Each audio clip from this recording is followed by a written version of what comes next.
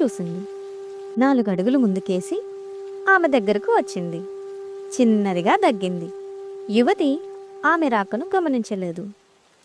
ముసల్ది ఆమె భుజం మీద చేయి వేసి, పద పిల్ల, పద లోపలికి పోయి పడుకో, ఎంతసేపు చూస్తుంటావు ఇలాగా అంది. యువతి మాట్లాడలేదు. నీకే చెప్తున్నాను, ఈ చలగాలికి దగ్గు జ్వరం వచ్చిందంటే చచ్చినంత పని అవుతుంది. లే, లోపలికి వెళ్ళి పడుకో. యువతి కిటికీలో నుంచి రోడ్డును చూస్తూ ఉంది.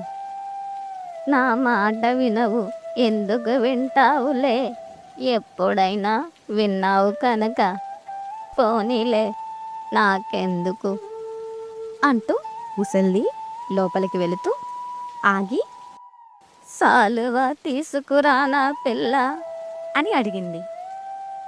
వద్దు అంది యువతి. ఆమె గొంతులో కూడా అదే శూన్యం, అదే విరక్తి.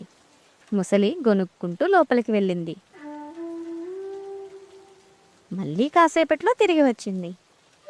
పోనీ పిల్ల, కాస్త టీ నీళ్ళు తీసుకురానా? వద్దు అంది యువతి. 10 నిమిషాల్లో ముసల్ది చేత్తో టీ కప్ పట్టుకొని వచ్చింది. యువతికి ఎదురుగా ఉన్న కిటికీలో పెట్టింది.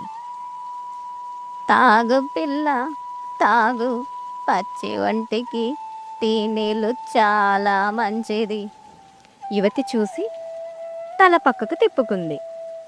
చచ్చిన వాడి కోసం ఏడిస్తే ఏమొచ్చుద్దే పిల్ల, ముద నష్టపు వాడి కోసం బెంగ పెట్టుకొని ఏడ్చేదాన్ని